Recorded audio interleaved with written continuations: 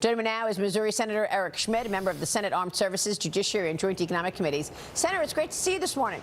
Thank you so much. Good to be with you, Maria. Congratulations to you and your colleagues for passing the big, beautiful bill and having President Trump sign it into law. Tell us when we're going to feel the impact of that big, beautiful bill. Well, now we're calling it the one great big beautiful bill too, right?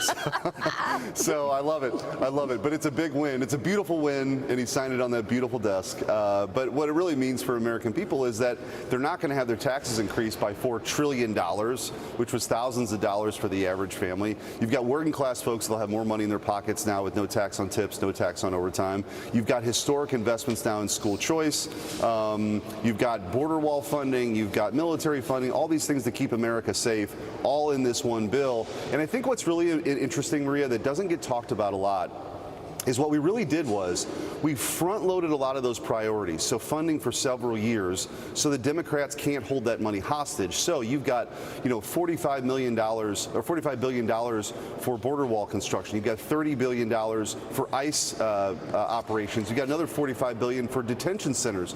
So the Democrats can't, like they did just a few years ago, create a government shutdown because they don't want to fund deportations. That's all baked in now. President Trump can actually do the things that he campaigned on, and these issues are wildly popular with the American people. Yeah, and the billions that are going to be allocated to ICE. I want to talk to you about that because we're going to see billions go toward the border and border security and of course, the immigration enforcement. Democrats are doubling down on their anti-ICE stance, Senator. And you know that Senators, your colleagues, Cory Booker and Alex Padilla, have this new bill requiring ICE agents to be unmasked and carry a visible ID. All at the time that 10 suspects were just charged with attempted murder. They opened fire outside a Texas detention center. One officer was shot in the neck. Thank God he survived. Officials found AR-style rifles and items reading "Resist Fascism, Fight Oligarchy." Tell me about the border today. I mean, the encounters are down 95%, right? Yeah, it's pretty remarkable. I mean, you have effectively almost no gotaways now. You compare that with a year ago, or certainly 2 or 3 years ago, when you literally had tens of thousands of people every month getting across that border. We had no idea who they were.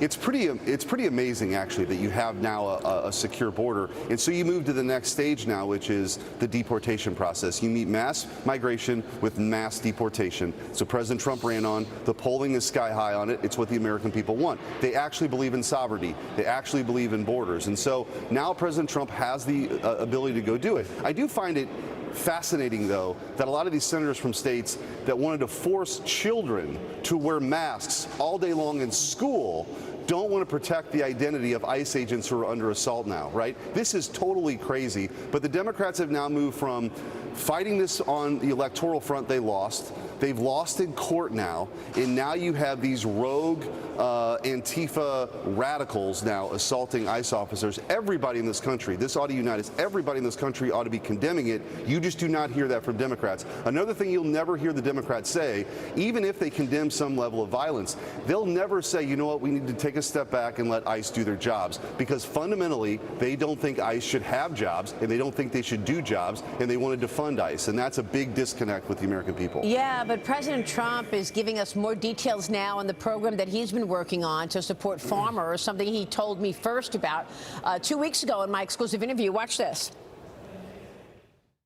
So much of my time is spent on the border. You know, last month we had no people coming. I know. Well, you get. But the bad part is he let in 21 million people. And we have to check those people. Totally unvetted, totally unchecked.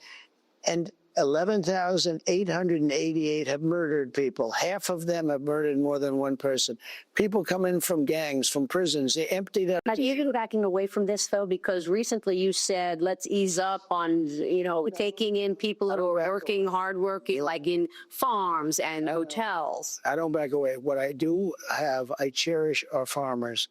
And when we go into a farm and we take away people that have been working there for 15 and 20 years who are good, who possibly came in incorrectly, and what we're going to do is we're going to do something for farmers where we can let the farmer sort of be in charge. Senator, I want to ask you about this because Agriculture Secretary Brooke Rollins gave us more details. She said it's not going to be an amnesty program. Here's what she said yesterday. Watch.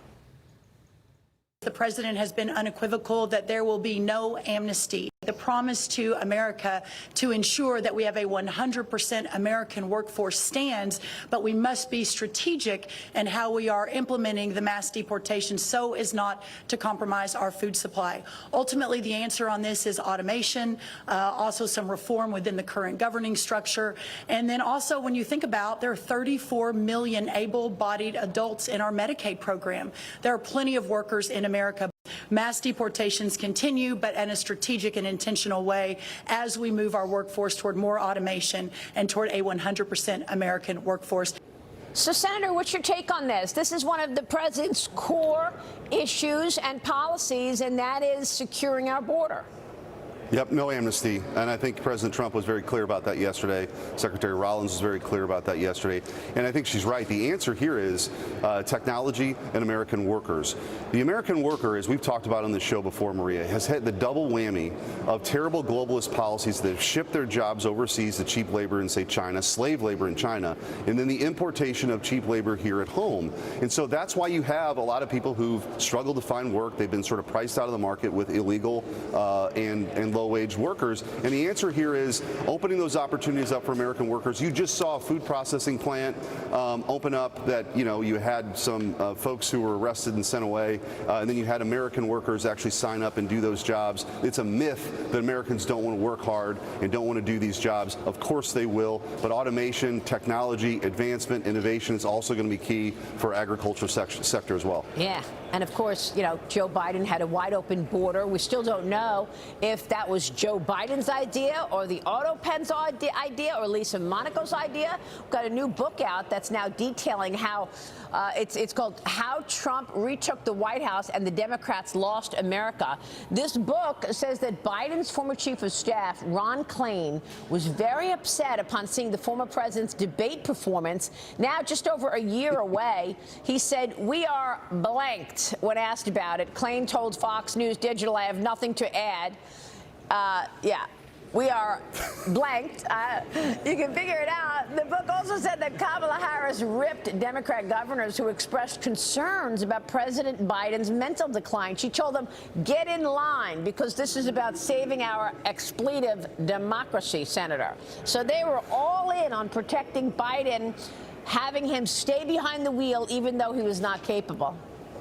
There's a certain level of irony to all this that the Trump derangement syndrome sort of drove them to cover up a guy who was clearly in decline because they thought he was his best shot to beat President Trump. President Trump, trounced him. I was at that debate in the spin room. I had to actually go up to reporters from the New York Times and the Washington Post to try to get them to talk to me. They all knew that the gig was up, that Joe Biden was exposed. They couldn't hide it anymore, and President Trump went on to a historic victory. But, as far as who is in charge, this is a very important question that still needs to be answered, because if you have someone who didn't authorize the use of the auto pen and you're signing pardons and commutations or laws or executive orders, it calls into question whether or not those are actually effective or not. And so we actually have a special access request into the archivist right now to find out if there is a paper trail. There should be a paper trail of whether or not that authorization exists. So there's more to come here, but clearly all these folks around Biden are they're like rats jumping off a ship now.